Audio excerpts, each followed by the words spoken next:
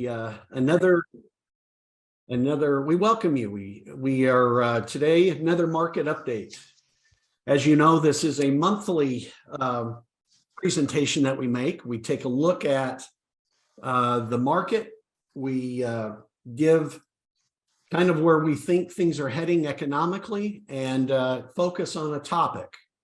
And today we're going to be talking about preparing our 2022 taxes. We'll also be talking about kind of a look ahead. What does that mean for you based on economic conditions, based on tax considerations? And so why don't we go ahead and get started? See if I can control my, there we go. Okay, a little disclaimer, a little bit about myself. My name is Richard Brady. Been with Oxford for quite a while. I run the Austin operation here in the Austin Metroplex. Today's agenda, we're going to be talking about 2022 tax planning. As I mentioned, I call this 2022 taxes and beyond. And we're going to, as I mentioned, give you a market update. We'll talk about giving you some tips for 2022 taxes, and then looking at what does all this mean and how do we position our investments for tax efficient investing. So to get started, there's a few things. Gosh, man, the markets are certainly responding to a volatile economy. Let's talk about what is good. Let's talk about what is not going so well. Certainly, inflation remains extremely high. I'm going to show you some numbers, and we're going to do a little deeper dive on what is going on with inflation. One of the things that certainly is tied to inflation is the fact that interest rates by the Fed continue to be forecasted higher than what they were 2 or even 3 months ago, or even 6 weeks ago. So there's a lot going on, and we'll talk about why that is the case. But ultimately, here's the kicker, is that the Fed keeps raising rates higher than what they had been forecasting, or giving us kind of a look ahead as to where we were heading, and higher than what the market had forecasted. As you know, stock prices are built on anticipated earnings. Anticipated earnings are directly tied to interest rates. And so it's causing chaos in the markets. If the markets are down today, they've been down much of the last 2 weeks. Now, that then counters what was happening at the end of January, where the markets were up. So there is a lot going on. Markets do not like uncertainty. So right now, and the Fed's actions remain uncertain, and they're worried about what they're going to do. And so do we buy? Do we sell? That's what's leading to all the volatility in the market. The other thing that remains really squirrely in the market and in our economy is that unemployment remains quite robust at 3.4%. That is what the Fed is watching. They know that unemployment's going to rise, but they don't want it to rise too much. So the question is, as they ratchet up interest rates, what kind of negative effect is that going to have on unemployment? We'll see. And again, remember that markets don't like uncertainty. And so for now, there's some good news, there's some bad news. Let's do a little deeper dive on inflation. What's going on? Economists believe that inflation peaked in June. The data seems to imply that. If you look here at this chart, what you'll see is that in June, it was up near, over 9%. It's been coming down ever since then. But the thing that's really tough about inflation is that it is usually a slow descent and takes time. It takes time to work its way through an economy. I know if you're like me, goodness, who would have predicted that eggs would be 70% more expensive than they were just a short time ago? And food prices, consumer prices remain high as well. Right at 6.4%, food prices are receiving the blunt end of many of these price increases. So what is happening? The Fed is going to continue to raise rates until inflation gets around 2%, and I put about 2%. They'll start taking their foot off the gas on rate hikes as we go forward. But for now, there's a long way to go in order to get near 2%. I do highlight this one point. The Fed target last year, they were kind of airmailing or giving whispers into the market that they were going to stop around 4.5 to 4.75%. That number has risen. It's now at 5.3%. So we already know that the Fed is not going to stop. Right now, rates are about 4.7. So we know that we're looking at least 25 basis point increases going forward. So anticipate that. The markets have already built that in. The question is will the Fed continue to raise rates further than what they have airmailed, what they have communicated? We don't know. We'll see. So think slow descent. It is not going to happen overnight. This is something that's going to be with us and will likely continue even into next year. So it's going to take time for this to correct and to get in better space. Let's talk a little bit about CPI and what's driving this increase. Yes, we have consumer goods that are higher, like we just mentioned with food and other things. But here's really where this comes, is that the headline CPI is quite high because of services. And what's included in services is shelter, homes, and rent. And that is what's leading the decrease in the rate of inflation, or CPI.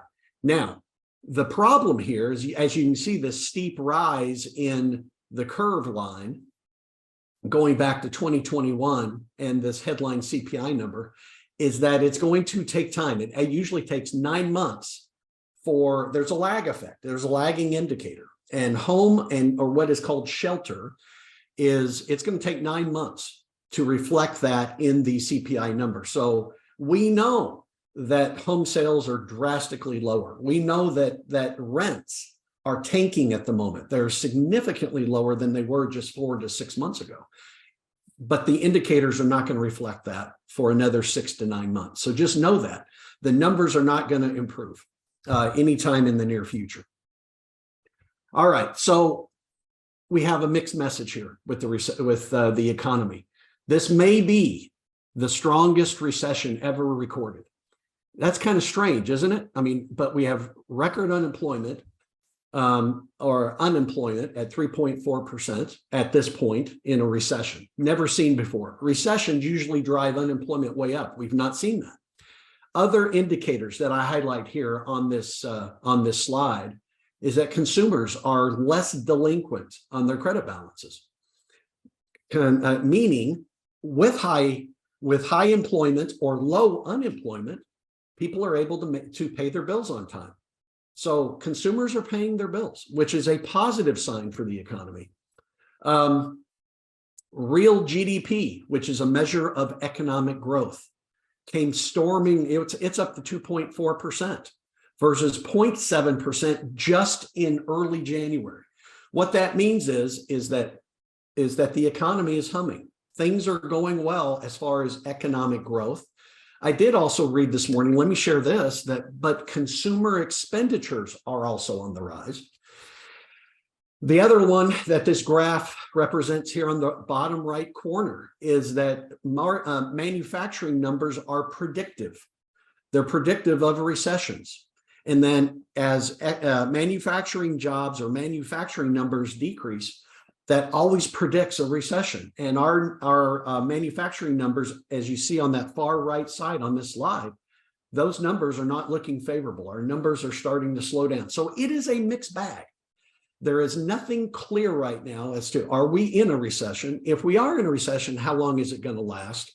And how deep is it going to be? Nobody knows.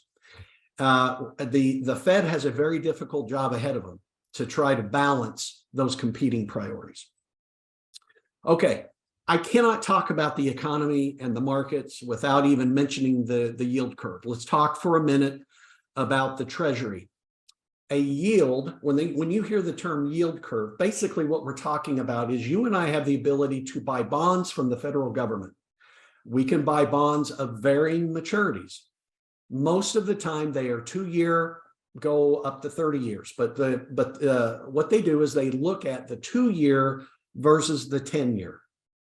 And if you can imagine, just like a mortgage, the longer the mortgage or the higher risk there is to the bank, the higher the return or the higher the interest that they're going to charge you.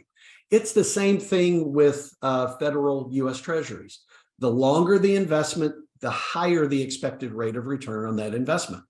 But there are times in uncertainty, like the situation in which we find ourselves, in which the 2 actually brings a higher rate of return than a 10. That is called an inversion, and it is predictive of a recession. It always has happened over the last 40 years. Anytime the yield curve on U.S. Treasuries inverts, what happens is within 18 months, a recession occurs. So look at that on the far right side. It's the largest yield inversion since the 1980s. So that seems to be an extremely strong indicator that 1, we're either in a recession, or 2, we will likely hit a recession. If it doesn't happen, it's historic. It's been happening for a very, very long time. So it is something that we look at quite a bit in our field here in the financial services business. We watch the yield curve, and we'll continue to talk about that with you if you attend one of our workshops or seminars or in our visits in the office. We're going to keep talking about U.S. Treasuries and the yield curve, something we're watching very, very closely. Okay, let's shift. What about, is it time to jump back into the markets? I get this question daily, and so I wanted to address that in this update today. And what strategy should I use if I do jump back into the markets and start investing again in equities? So there are contrarian views. You're going to, depending on the advisor you visit with, depending on the article you read, you're going to be scared on one and optimistic on the other. Expect that as we go forward. We saw this at the end of January. The analysts, Wall Street, began to look at, and the uncertainty that I talk about began to, they thought they had kind of a clear runway to get out of this mess. Well, as it turned out, given some of the consumption numbers, as I've mentioned, and some of the data, what happened is those numbers came back and gave them a warning sign. And so they now are telling us they're probably going to raise rates. All right, with all that and the uncertainty, what are your options as an investor? Well, one thing to do is during volatile times, one thing to do is what is called dollar cost averaging. Keep investing for your future. Don't stop because you don't understand if the markets are going up or going down. Keep investing. It's a wise thing to do. So what you can basically do is, as the markets are decreasing, you have the ability to buy in to the markets as they are decreasing. You're able to buy more of a given unit of shares. And therefore, when the market does recover, you're going to be able to capture that upside. That's a good thing. If the markets increase, well, that's a wonderful thing. Your portfolio then will grow in value. So dollar cost average. If you aren't doing that today, it's a way of not jumping 100% back in, but do it over time. I was visiting with a client this last week, and we were talking about dollar cost averaging in, and over the next year to 18 months, they're going to start easing their way back into the market, and that way they don't have to make a immediate decision to do it. But in 3 or 4 months, if suddenly we have a glide path for a much brighter future, they are going to jump back in much more aggressively. But in the meantime, we're going to phase our way back in. All right, short-term investing. With these rising interest rates by the Fed, the federal funds rate, what's happening is that there are some good investments that are tied to inflation, right? TIPS and I-bonds are good investments, something you should talk to your advisor about. I-bonds right now are bringing 6.9% for the next until the end of April, and then the rate will reset. But as long as inflation is high, you should visit with your advisor about I-bonds. It's a good place to be. And really what we're telling folks is, as long as rates are above 5, I would invest in I-bonds. When it drops below 5 and goes, 4.5 to 4, then that becomes questionable and we should sit down and visit. We are calling it kind of the golden age of fixed. You have the ability of going and getting, CD rates, high yield savings accounts. These are all bringing 4.5%. It's a great place to put cash if you have it sitting on the sidelines. There really is no reason why you should be with a bank giving you less than 1% return on your money. There's no need. You can open up a high yield savings account and get an instant 4%. We also wanted to mention MYGAs. MYGAs are what are known as multi-year guaranteed accounts. These are fixed annuities, and they are guaranteeing rates right now above, for a 2-year commit, they're bringing 5%. For a 3-year commit, they're bringing 5.5%. The other thing I wanted to mention are U.S. Treasuries, but short-term U.S. Treasuries. Those are, which are really notes, U.S. Treasury notes, but just note that, no pun intended, but just realize that those are bringing over 5% and your money can remain liquid. So here is tons of options. You don't have to jump back in and start buying equities, but there are fixed options available to you that we really think that you should look at if you have extra cash or as a part of your regular portfolio. It's something that you ought to consider. Okay, let's get into tax tips. I just wanted to hit just a moment on this year and what has changed and where you find yourself. It is that time of year. So the IRS, it started accepting tax returns in this January 23rd. Employers are to have sent you your W-2s. You do have a deadline. This year, the D-Day is April 18th. It's the big tax deadline for all of us. If you can't complete your taxes by that day, just realize you can file an extension, but that extension is only good until October 16th to be exact. Now, as you file your taxes, realize that your deductions are different than what they were, say, in 2021. For 2022, the standard deduction increased to $12,950 for the standard. And by the way, about 90% of us, once the tax code changed in 2018, about 90% of us take that standard deduction. It's just really difficult to itemize and to have more than what the government is offering us by way of a standard amount. For those that are married filing joint, it's $25,900. Okay, so just realize that those numbers were different than they were last. And then lastly, your tax brackets increase, not the rates, not your marginal tax rate. That will remain the same until the end of 2025. What did change were the bracket numbers. And by the way, they did change as well in 2023. They are flexing and increasing for inflation. So I want to show you next. This is your marginal tax table. Just quickly take a look at what this means. On the left, on this left column are your marginal tax rates. And then what you need to do is in your mind, think, am I filing single? Am I filing married filing joint, head of household, or married filing separately? There are the tax brackets for 2022. Now keep in mind, let's say that you are married filing jointly and you make between, say, $100,000. That would put you into the 22% marginal tax bracket, but you are not paying 22% on all of your taxes. It is only for the income above $83,551 that you are paying that 22%. So your marginal tax bracket will be 22%.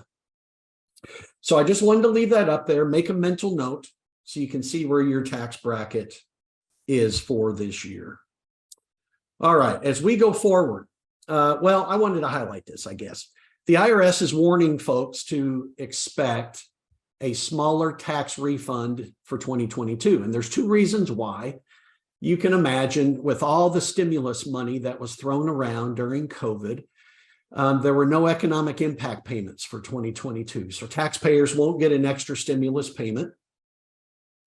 And then there are expanded tax credits and deductions, like the child tax credit and charitable contributions deductions. Those were reverted back to their pre-COVID times. So I don't think it's going to be huge, but if you're used to getting a return, it may not be as large as it has been in times past. All right, to our last section, tax efficient investing. I just want to touch on a couple of these. I am looking for a guide. I don't see it here by me. It's okay, but I want to mention to you verbally, make sure you talk to your advisor about the Secure Act. It was passed as a part of the infrastructure bill in December of last year, passed in the midnight hour after Christmas.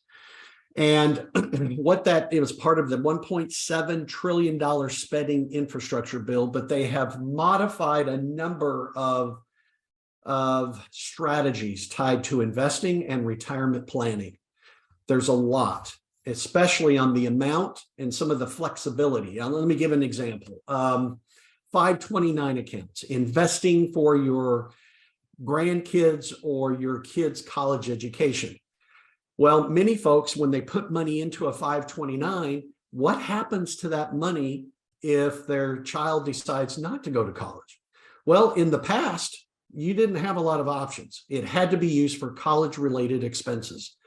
The government has seen the wisdom of allowing up to $30,000 in this Secure Act bolted onto the infrastructure bill that would allow up to $30,000 after 15 years to be rolled over to a Roth in that individual's name. That's powerful. That's something that for your financial planning, you really should have a discussion with your advisor about. All right, so let's get into just a couple. We're not going to go deep. Maybe we can talk about these more in our individual appointments or in these updates, but strategy number one, if you are still working, contribute to your retirement accounts, your 401ks, your 403bs, and more. Make sure you're taking advantage of those employer contributions. That is free money to you. Don't leave it on the table. And the limits, though, have increased. Okay, the amount you can contribute out of your own pocket has increased. The first point there I make is 401ks and 403bs. If you are over the age of 50, you have a catch-up provision. That catch-up provision is now $7,500. So the numbers are $22,500 plus $7,500 for a catch-up provision for a total of $29,000. That's powerful. Make sure you're doing everything you can to try to maximize that benefit if you have a 401k or 403b option. There's others, 457s, et cetera. This typically applies to those across the board, but may have some specific nuances that you'll want to talk to your advisor about. What about IRAs and what about Roths? Well, those numbers have also gone up. Last year, if you were over the age of 50, it was $7,000 for the base plus the catch-up provision, $7,000 for 2022. By the way, it's not too late to make a 2022 Roth or IRA contribution for last year. Now, notice I said contribution. Conversions needed to be done by year end, but contributions can be done up until the time you file your taxes. So we're working with a number of our clients to make those contributions for 2022, even though it's now 2023. As you move forward, realize the number will go up and you can make a $7,500 contribution for 2023, and you will have until you file your taxes in 2024 to make that contribution. Income limits, right? There's been the government, in their wisdom, has capped those that can make Roth or IRA contributions into their individual retirement accounts. It historically has been over 200,000. That number keeps changing. I don't remember the exact number. I don't have my tax chart here in front of me. It's like over 225, somewhere in that range. But the idea is that it increased from last year, meaning that if your income is below that ceiling, you can continue to make contributions to your Roth account and to your IRA, same thing. So the limits have gone up. That's a good thing. And take advantage of those. Can you contribute to your 401k and also an IRA? The answer is yes. You can contribute your $29,000 through your employer-sponsored plan. You max that out. You can also contribute $7,500 in 2023 for your Roth account. make sure you're leveraging that as much as you possibly can. For those that have that are self-employed, make sure you talk to your advisor. You can open up a SEP account, and there are significantly higher contribution limits for those that are self-employed. Make sure you talk to us.